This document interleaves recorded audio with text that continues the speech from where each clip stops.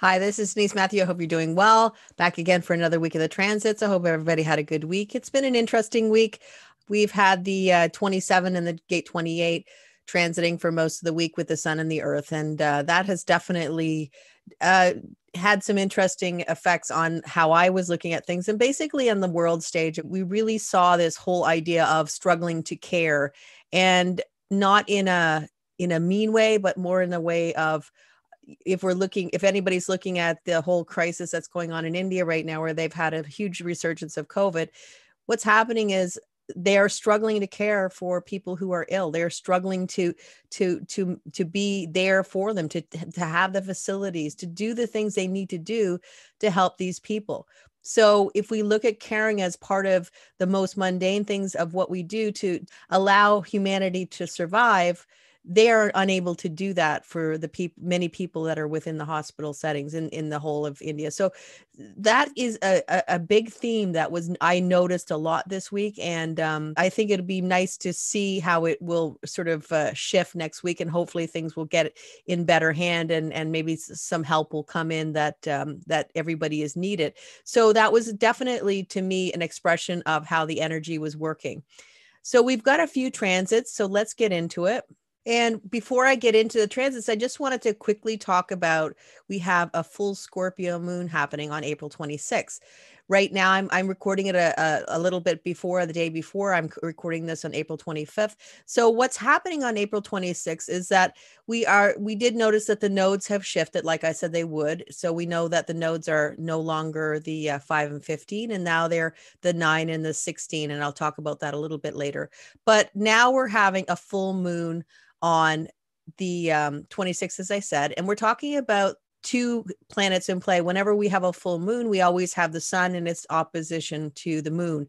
The moon is in the 28 line 6, and the sun is in the 27 line 6. The gate 27, we start with the gate 27-1, as we do with all gates. The first line is always going to be about taking care of the self. When we get to the second line, that really talks to self-sufficiency. The third line talks to this idea of experimenting with what caring is and what you receive from other people.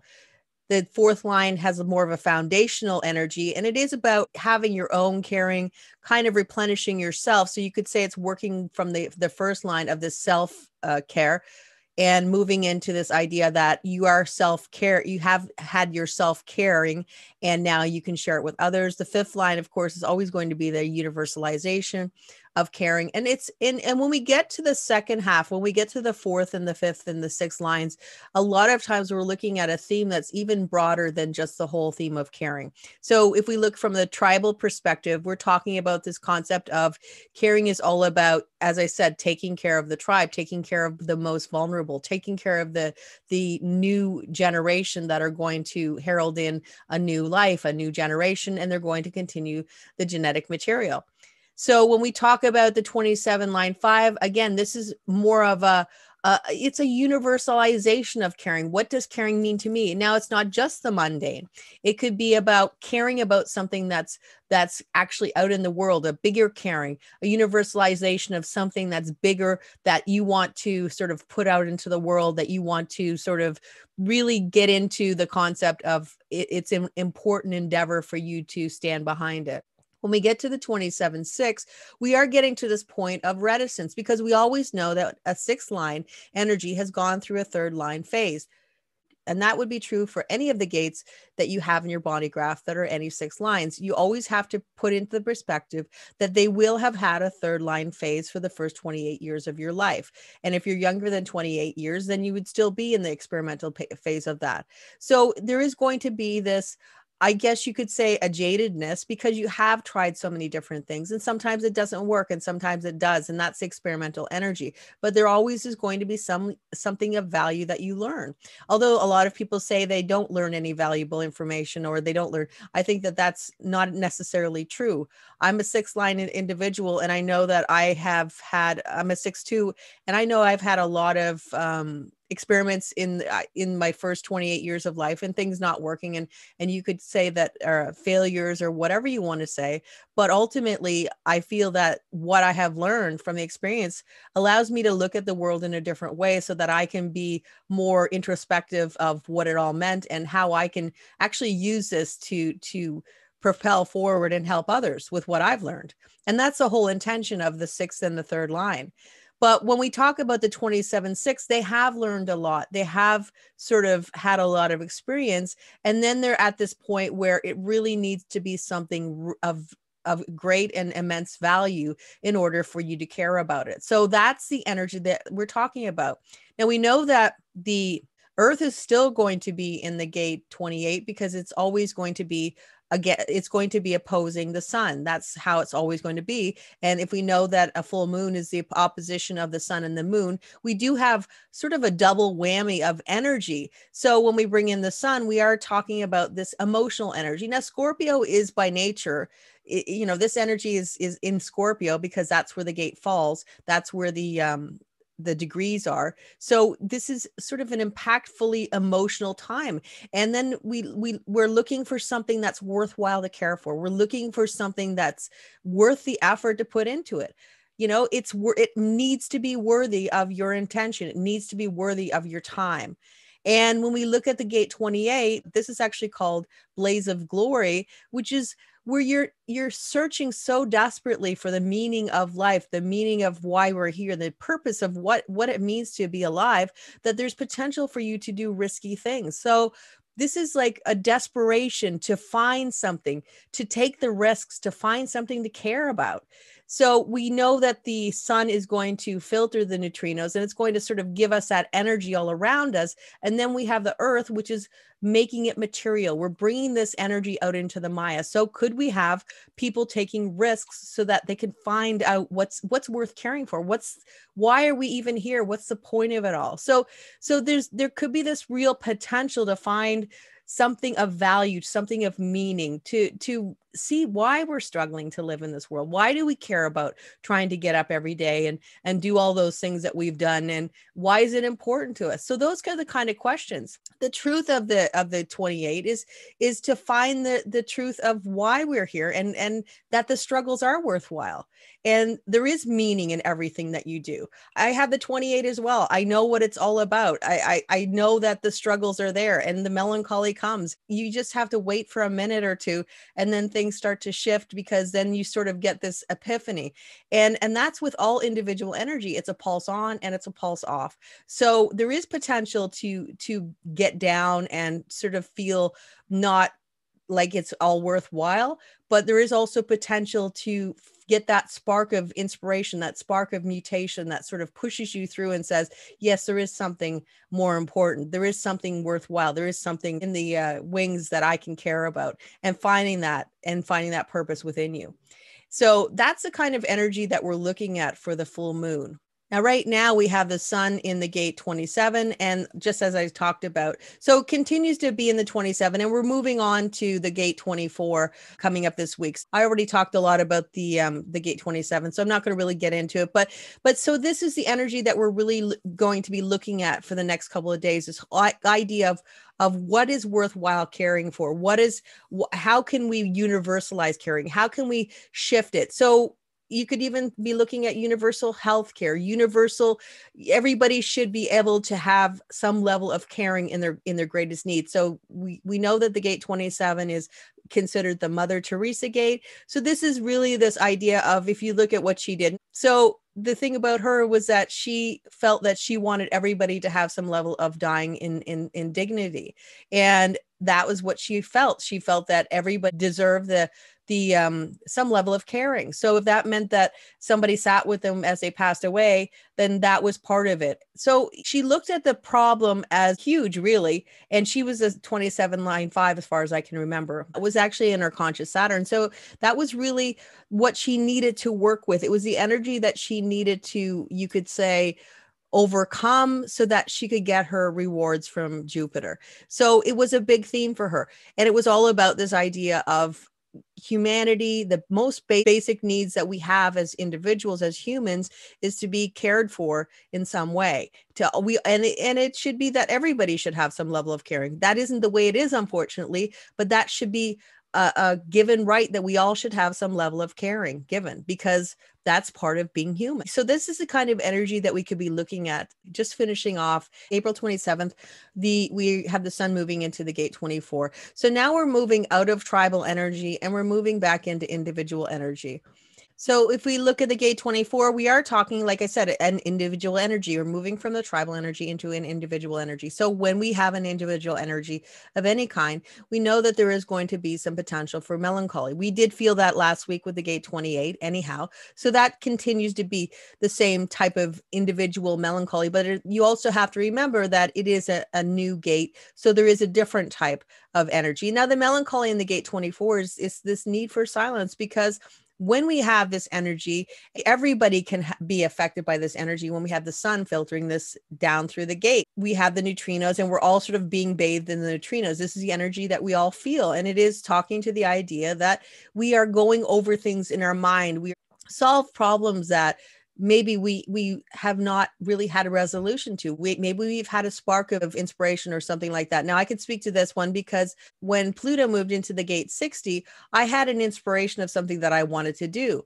And yet with it came this confusion of how I was going to do it. And I still remain confused. So that's part of the individual process, this confusion, and eventually the pulse will come on and I will get the clarity that I need. And it's so funny because I was frustrated. I was like, I want this to work. I want this now. I don't want it. I don't want it later. I want it now. And then I thought to myself, yes. And here I speak about this individual energy, and that, I did a whole video and talked considerably about the gate 3. And yet I'm not taking my own advice in any way, shape, or form. So that was actually a really great moment for me to get in touch with this idea that clarity comes over time. And this is the same idea when you're talking about the gate 24. Silence comes over time. Now, when we're talking about the silence of the gate 24, we're talking about this idea of questions in your head, ideas, trying to figure out things, a pattern that repeatedly comes in your head that you keep trying to figure out the answer to it. What is the answer to this particular thing? How come I don't know about this? Ra Uru always said that there is 3 questions to always say when you have this energy. And even for all of us this week, as we're going through, we might be inundated from this energy, in that we might have these questions in our heads, these ideas, this perception of trying to discover the answers to something that we don't seem to have the answer to. So if we look at that, we could say there's 3 questions. What's worth being known? What is not worth being known? And what is just downright unknowable? And when we when we look at it from that perspective, it kind of can give us some level of peace. For the bottom line, though, this energy can be difficult because it continues to have the same stories rolling around in the head, the same idea. And you're trying to rationalize why you're going over the same stories over and over again. You're trying to figure out, I need to find the information. I need to find the answers. And you rationalize things that you do based on this energy, because it is a repeated thing. It's going back over the same story over and over again. And the thing about that energy is the best way to work with this is always going to be some level of working with your creative flow or something like that. Ultimately, what you want here is silence. And if you can find silence, like real peaceful silence, that can sometimes help, but it can also sometimes get you in the mode where you actually start thinking a little bit more and getting stuck in your head. So the key with this is really to do something that you are physically unable to really be thinking. So a lot of sports or a lot of things that you can do where you're doing physical things, you are, I don't know, you like, I think I said this before, you're playing tennis or you're playing basketball, or you're playing catch, even you're catching a ball back and forth, you're whatever, something like that. You're almost incapable of actually thinking other than thinking about where the ball's going, or where you're going to be actually be behind the ball, or you're so involved in something of the body where you're moving the body that you actually can't get stuck in your mind. And when that happens, that can really relieve some of this energy, and it can help you with that inability to get into a silent mode. So that's something to keep in mind that you could do with that. the other perspective of this is it is an addictive energy. And the reason why the addiction comes from this energy is because there's this idea that you really want this silence. And you also have to remember what the other thing about this energy is that there there is potential for you only to want to be on the high side of the you could say the roller coaster or the melancholy. You always to want this, I want to feel good, I don't want to feel anything but good, and if something other than good comes, then I don't want to deal with that. And when you get to that way of only looking at it, there is no one side of a seesaw, there's always going to be two sides. There's no one side to anything, there's a duality to all things. We always need to have two sides to everything. There's always a front, there's always a back. So if we always want to have one polarity, then that's where we really get into this imbalance. There is no balance in a polarity if we're just sitting on one side of it. And that's the whole key. And if you could even imagine the infinity sign of going from one side to the other, and literally that's exactly what we're doing in life. We're always going from one side of life to the other. Like we could say that we go from the side of not feeling happy, not feeling like things are going our way, and things just not happening in a positive way for us. And then we could go to the other side where everything seems to work out exactly the way it's supposed to. So there's always going to be different levels of how much you have on each side. And that's really individual to who you are and your life circumstances and all those types of things. But to always remember that there is always going to be a front and there's always going to be a back. And yet this energy doesn't really want to have this, the low side. And so that's where we can get into the addiction. So if we look at 2020, for instance, because we did have Pluto in the gate 61, which is the pressure for the gate 24.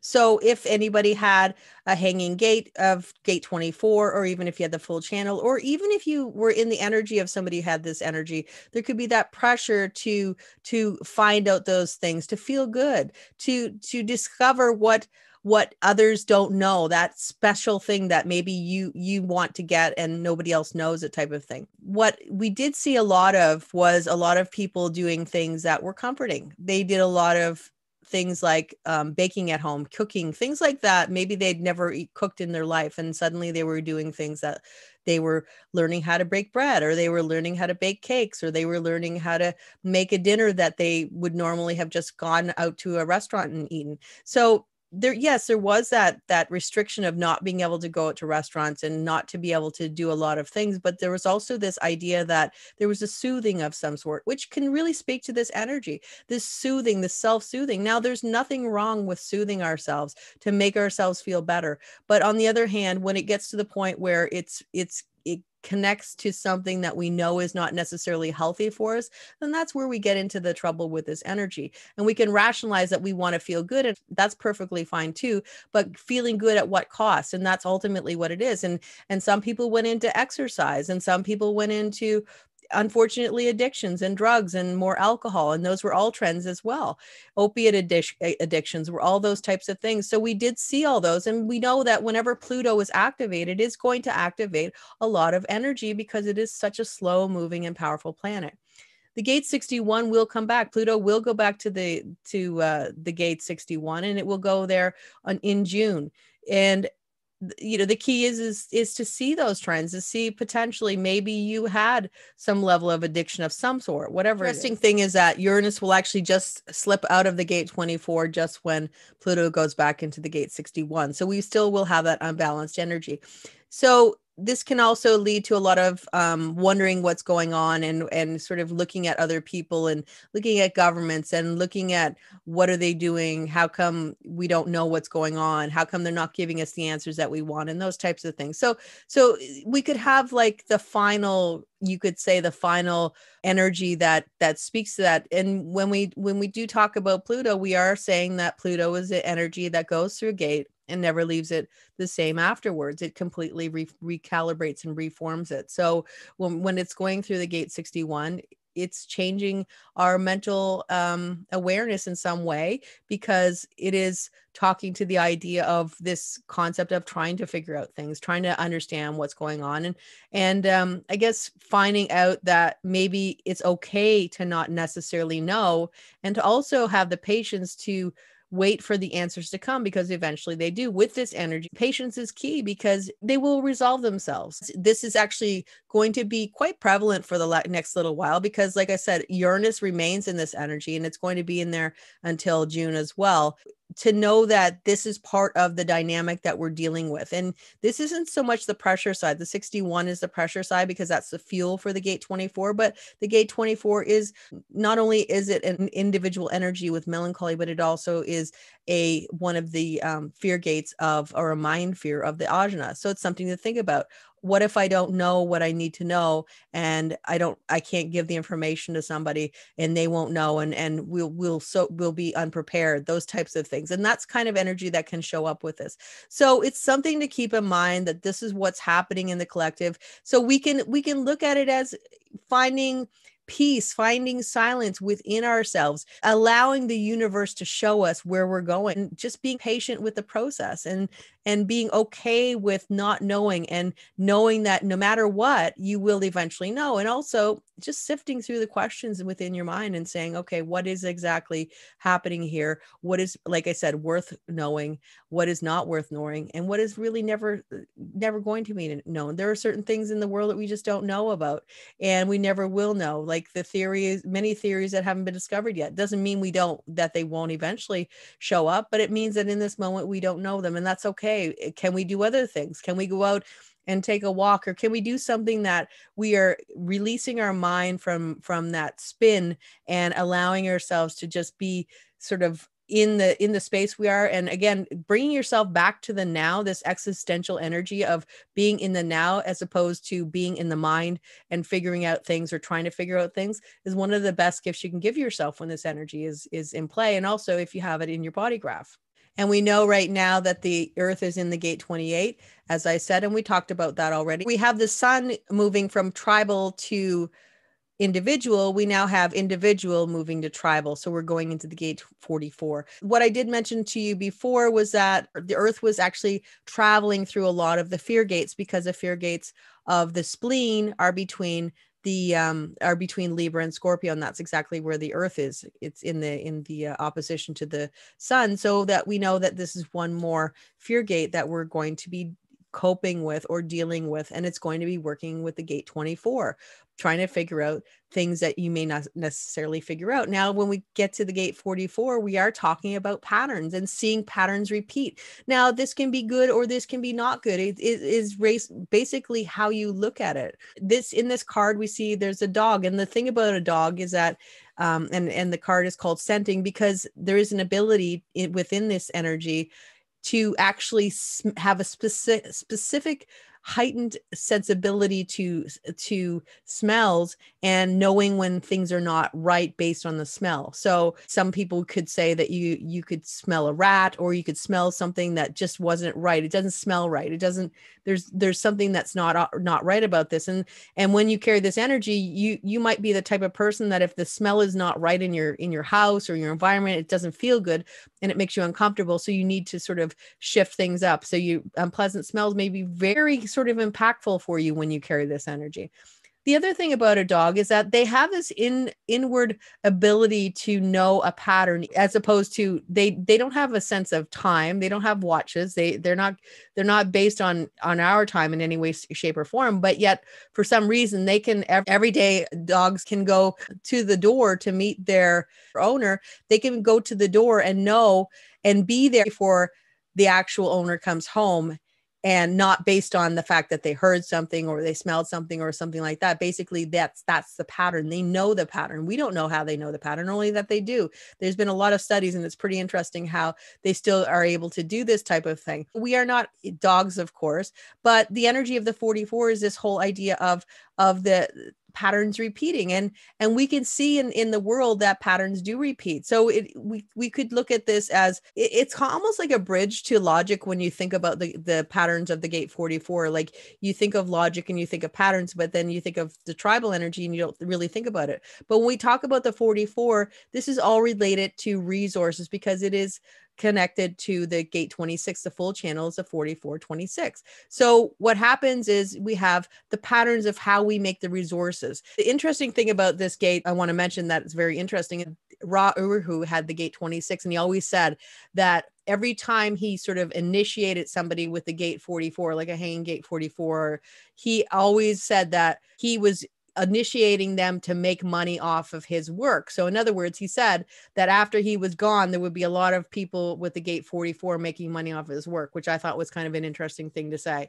This is about looking at life and being scared about the patterns repeating themselves, being scared about the past coming back and it repeating itself, and looking at the idea that maybe if you had a bad relationship, that you're going to have another bad relationship. And I think that in reality, we can actually make those things happen in our lives. We can manifest it. When we're talking about the earth, we're talking about bringing something into, this is what we receive from the Maya, what we receive from the earth, or what we bring into the material. So can we manifest those types of things? Well, some people say maybe we can manifest the same relationship. Maybe we can manifest the same person or the same type of energy that we've had before.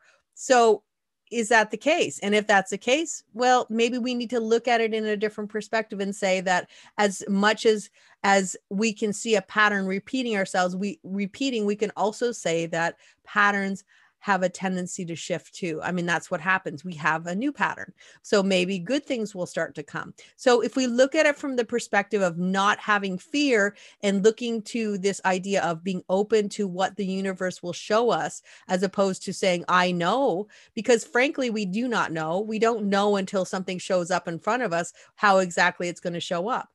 So you could meet somebody in a new relationship, and that relationship is completely, it feels like in your mind, you think, oh, they're always the same.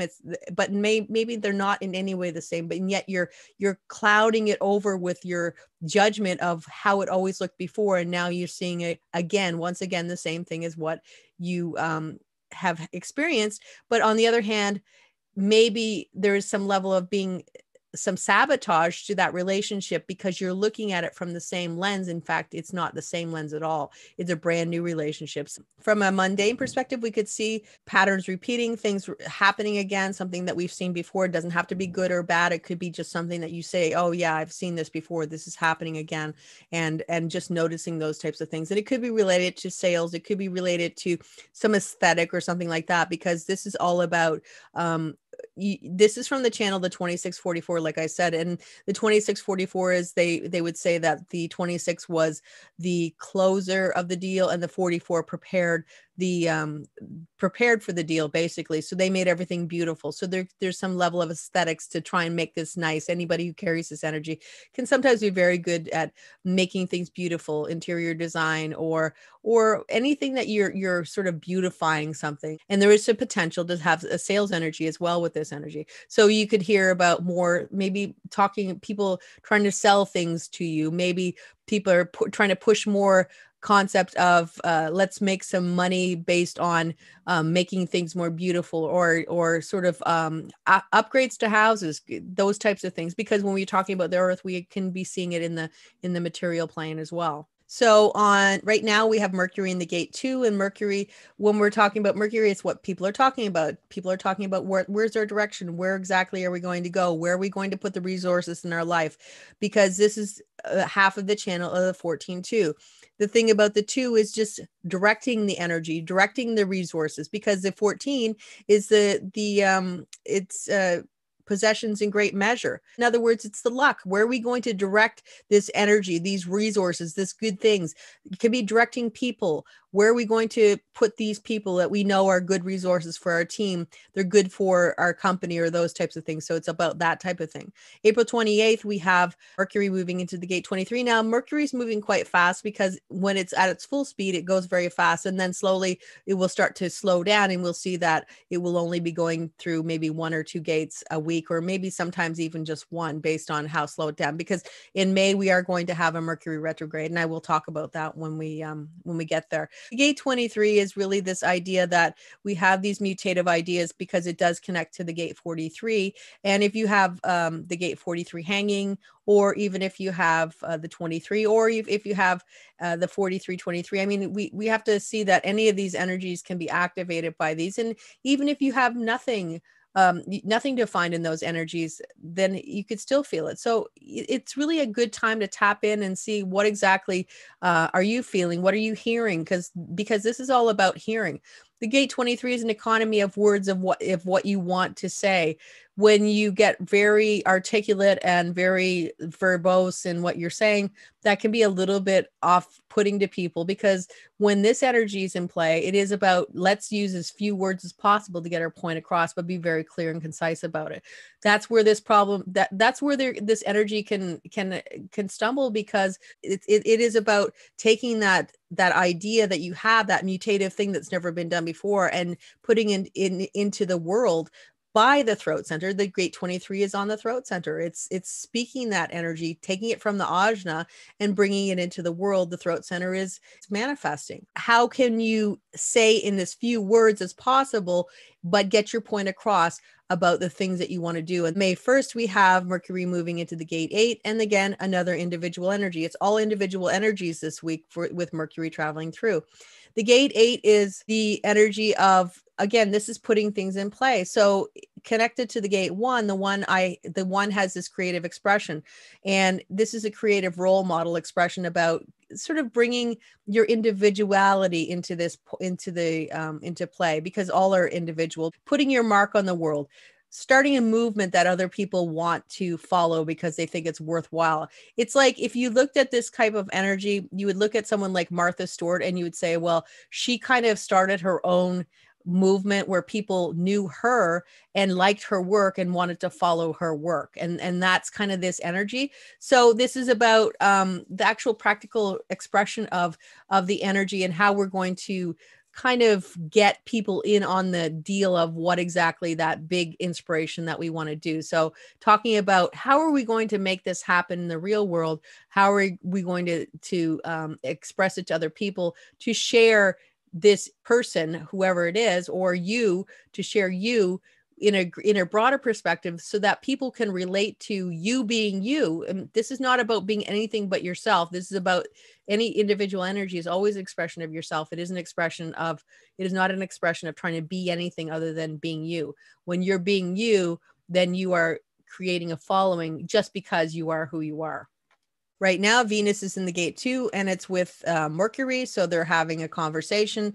When we do talk about Venus, we're talking about relationships. We're talking about material items. We're talking about the finer things in life. We're talking about the nice things that we want to do, the nice trips we want to go on, the good meals we want to have. It is all about pleasure.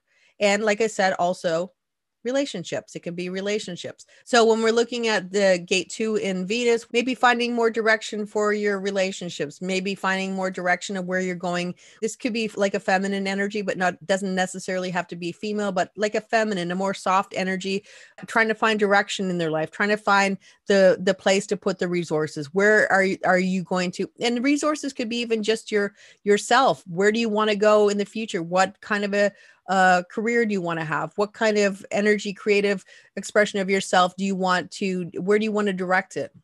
When we look at the gate 2, we also have to remember that it is a true north. This is connected to the monopole. This is where the monopole is, the magnetic monopole. So this is the true direction of your life purpose. This is showing you where you are meant to go in this incarnation. And that's kind of that drive inside of you that says, okay, so we will have that pull this week between Mercury and Venus to say, where is my life purpose? Where is my direction? Where am I meant to go in this lifetime? So you could be having those kind of inspirations that shows you. And again, when we remember, whenever we have individual energy, it's the format energy, because it starts in the 360 and they're all together. It's the whole knowing circuit, which means that it comes in a pulse, which means it comes on and it comes off. So you don't always have those answers in the moment, but eventually the answers will come.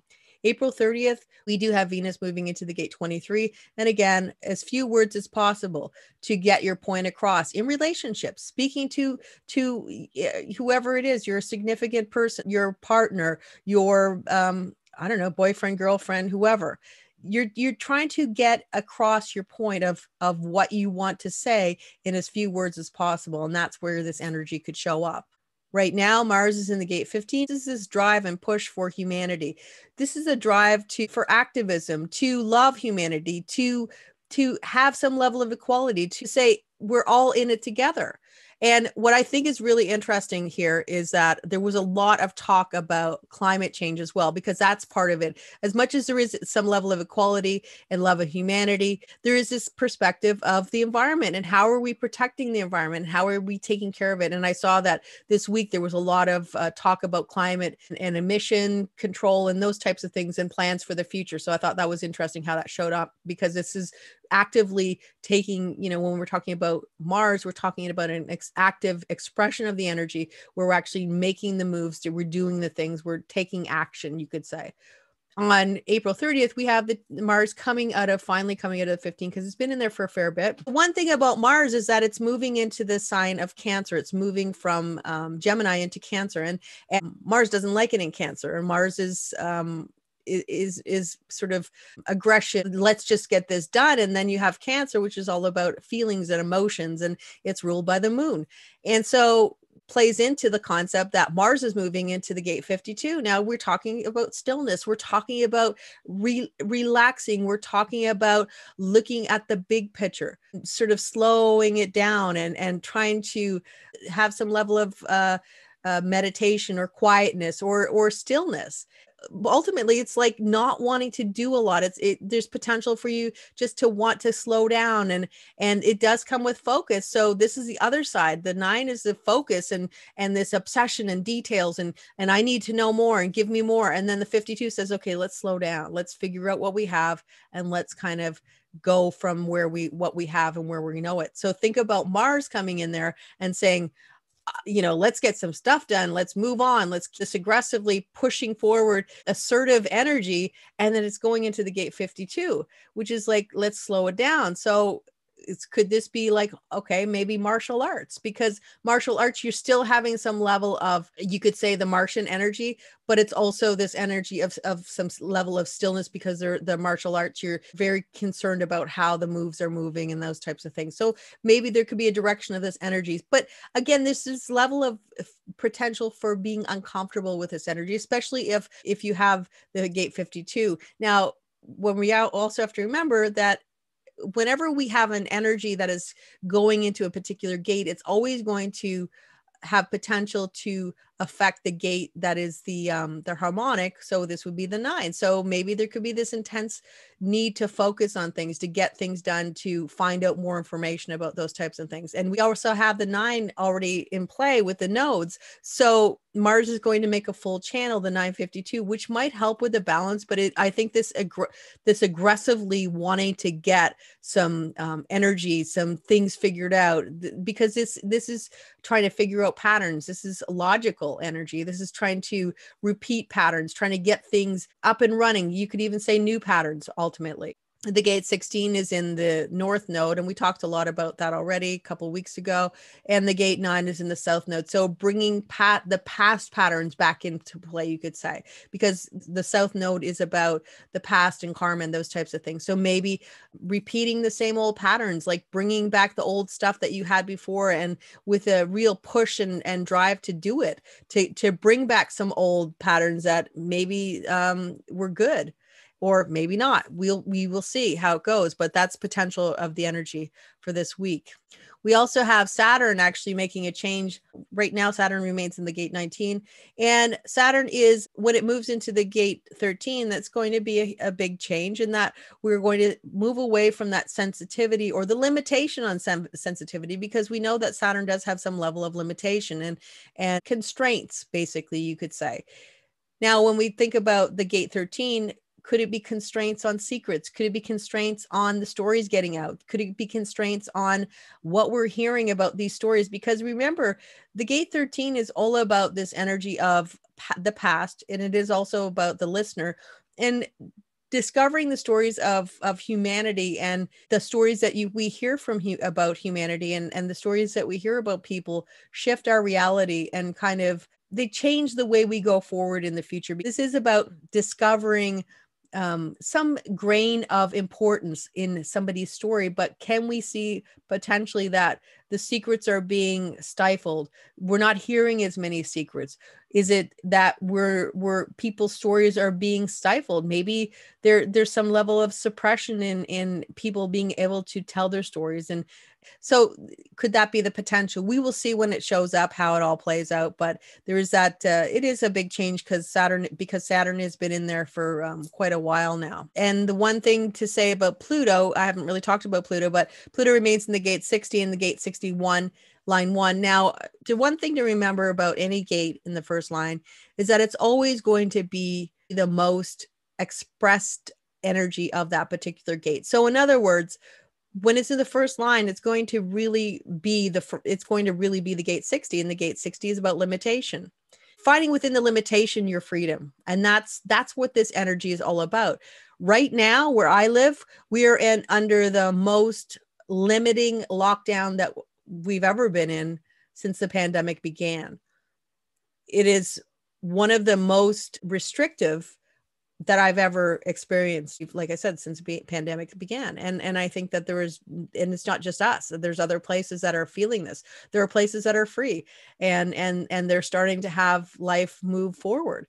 But for us, in my neck of the woods, you could say, we are having this extreme limitation. And, but then finding the freedom within that. Where's the freedom? What can we see within the limitation that we're still experiencing some level of freedom, and that's where you're trying to find that energy. The line 1, especially in the gate 60, is going to be the epitome of what that energy means. If we look at a worldwide perspective, that some places are opening and some places are getting super locked down again, I think it really does relate to the actual chart of the particular country. And I think that makes the difference. But it is transforming this limitation. It is. We don't know how it's transforming it, but it is transforming it in some way. But on April 28th, it will start to go retrograde. Does that mean that the limitations will start to release a little bit, or will they get worse? Because there's two sides of the coin. And I sometimes think with Mercury, I think that when it's retrograde, there is this potential for it to be going slower. And then maybe we're feeling the energy of Mercury more because Mercury's fast. But I think with Pluto, I think that it may sort of have this energy of it's slowing down, but maybe it's sort of releasing the hold as well. So we will see how that goes. So it will retrograde eventually until June. And then it will slip back into the gate 61, as I said, but I'll talk about that when it comes. And all the rest of the planets remain the same. So that's the end of the transits. I hope you enjoyed them. I will be back again next week with more transits. I'm continuing on with the Mandala of Life. People seem to really like the community page. A lot of people are in there looking at it daily and writing comments. And I appreciate all the interaction. That's a huge deal for me because I just really love the interaction. People just saying hi or just saying, I have this gate, or this is what I felt. I think that it really just adds another dimension to the whole Mandala of Life experiment. And I feel like in the future, as I do the videos, I think I might change them up a little bit because I think that maybe the energy is getting a little too stale, and I just want to keep it fresh as much as possible. How that shows up, I'm not exactly sure yet, but I will potentially be doing a few changes in the future. But until next week, I hope everybody has a super week, and I will see you next week. Take care. Bye for now.